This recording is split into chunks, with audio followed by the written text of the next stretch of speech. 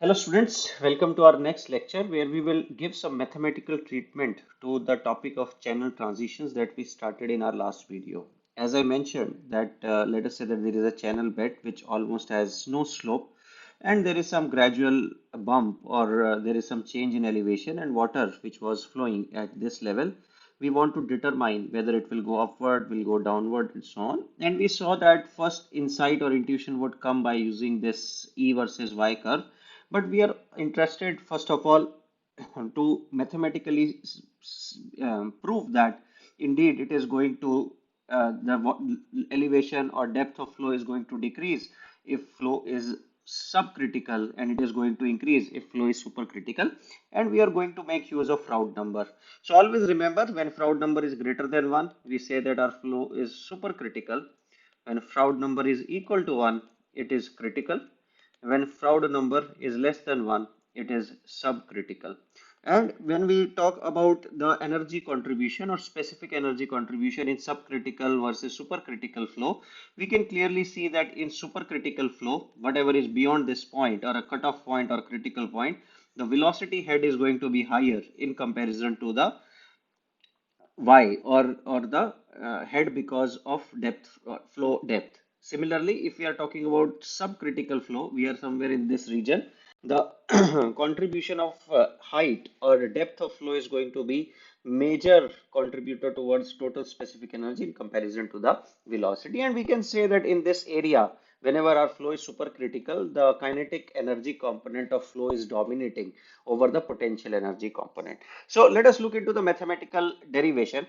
So if you recall, we know that H is Z plus Y plus V square by 2G from Bernoulli's theorem, where Z is height of or bed elevation with respect to datum, Y is depth of flow, V is the velocity.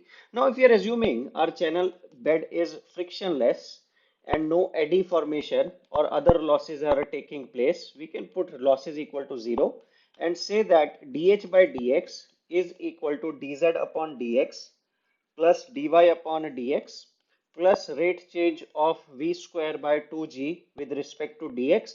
The reason I'm taking this derivative because we are interested into sine of dy by dx. For example, if y represents our depth of flow depth, we want to know that how this y is changing with respect to x. And if the slope is positive, that would mean dy by dx is positive. If slope is negative, that would mean dy by dx is negative. And if slope is 0, we would say that there is no change in depth of flow and flow is continuing at the same level as it was doing before. Hence, if we can determine that what is going to be the sign of dy by dx under different conditions, we are good to go and quantify at the exact impact of this change in height or this bump onto our flow profiles.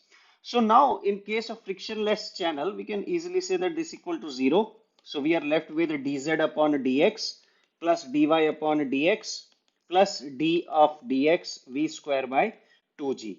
dz upon dx is simply change in bed elevation because of this bump, and hence we can say that this is going to be positive if there is an upward bump. It is going to be negative if there is a downward bump, that is it was flowing here and now this bump resulted in the step down by height of minus delta z. We are interested to determine dy by dx and we have to focus on the expression of d upon dx v square by 2g. So let us look into that how it will look mathematically. So we can write this as d upon dx v square by 2g as d dx q upon a square 1 upon 2g. Now q is constant because discharge is not changing with x because we are talking about the steady steady conditions, and hence we can say that this becomes q square divided by 2g d dx 1 upon a square. Now, if we talk about d dx of 1 upon a square, we can simply write it as minus of 2a cube into dA upon dx. And this dA upon dx simply can be written as differentiation of by if we are talking about rectangular channel.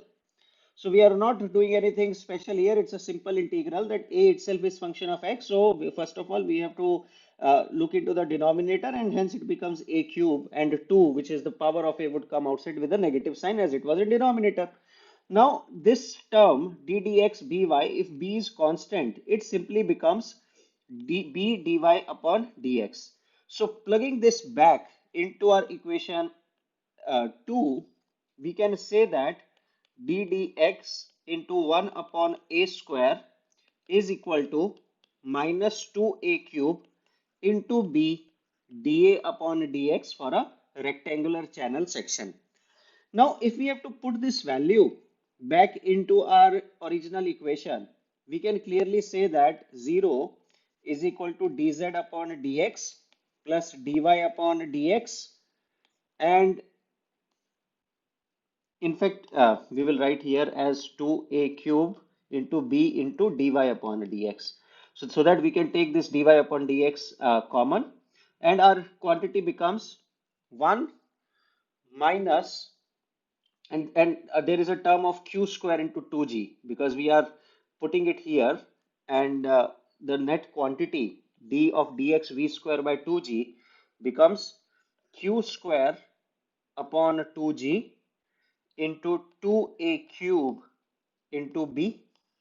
So we plug this here, and this dx 1 upon a square is plugged here, so that we get our desired expression for rate change of v square by 2g with respect to x. Now, if you carefully look at the quantity of q square upon 2g a cube into b, this relates to Froude number somehow. So Froude number is given by v upon root of gy for rectangular section. Velocity is q by a. We can write this as g of y. Again, we can write this y as b into y upon b.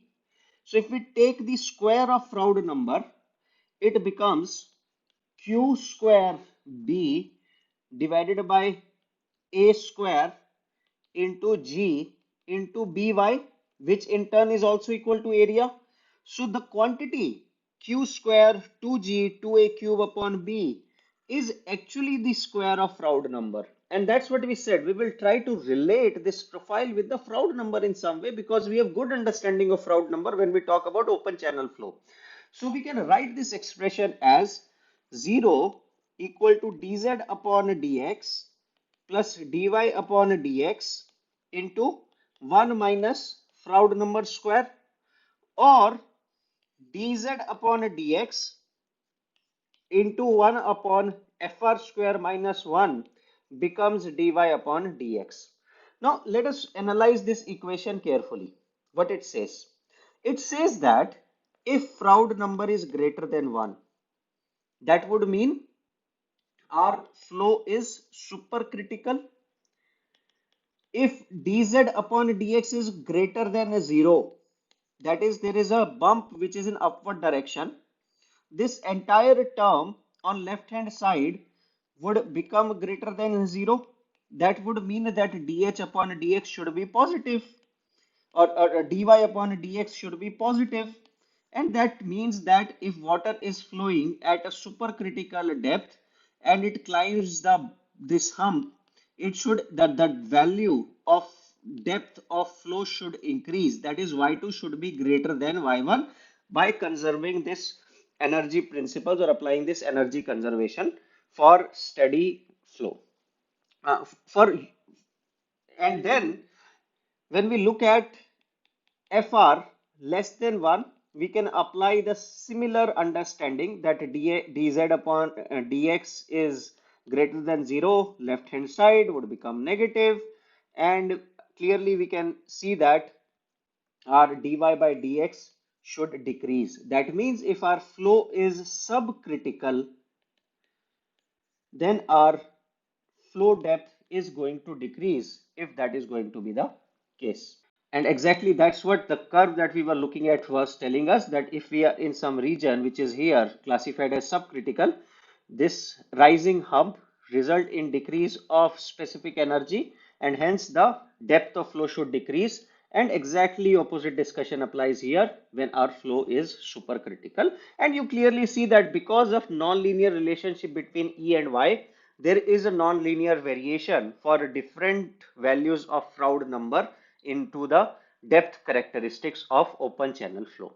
Now let us try to look into one example to understand this problem more carefully, that how we put this into use. So our example says that it's a 4-meter wide channel. It's a rectangular channel. It's carrying a discharge of 10 meter cube per second. So to solve this, I always write what is given in the problem first.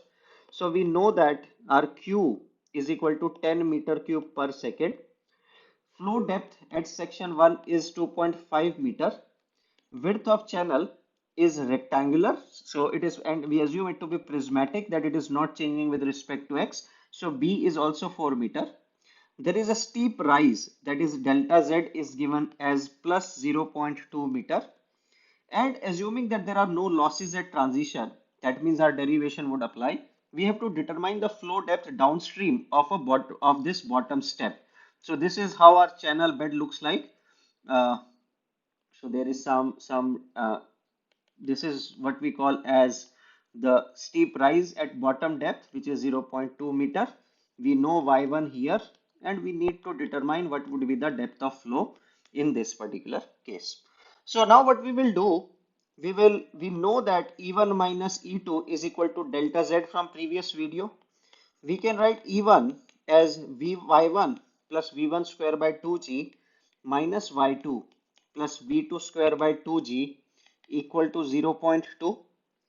We again can write V1 as Q1 square upon A1 square into 2g minus Y2 plus Q2 square upon A2 square into 2g, and this is equal to 0.2.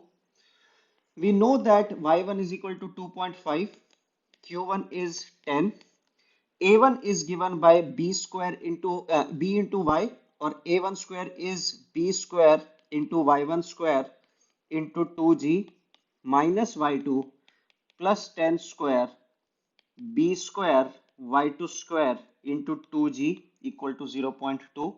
We know y1 again as 2.5. So this becomes one single equation, although cubic, into single variable, which comes out to be y2 cube minus 2.35 y2 square plus 0.32, and this is equal to 0. Then we can clearly easily solve this cubic equation using our calculators, and we would get three roots. One would be negative and it would have no physical significance, and there would be two positive roots, which comes out to be 2.29 and 0.408.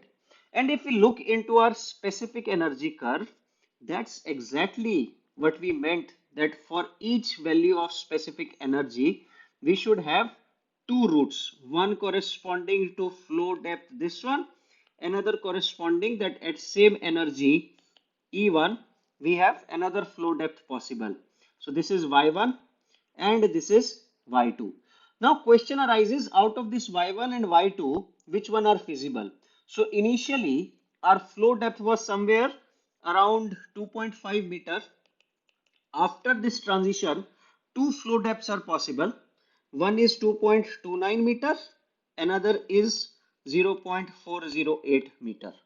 So to go from point A to B, it's simple. It will simply decrease the depth and increase the velocity, because if you remember that that line, that 45-degree line, the point corresponding to this would have lower velocity and point corresponding here would have higher velocity. So it will drop certain amount of elevation, or depth of flow would decrease, but velocity will increase in the same proportion to keep the head constant, or the total head in Bernoulli's equation constant. But there are some interesting things that we will talk about this curve, that whether why y2 is not feasible when we have one monotonic jump. Now to go from point that I am marking in red here,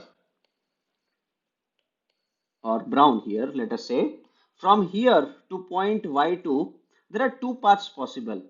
One path could be that we go like this, or we go from here and then from here.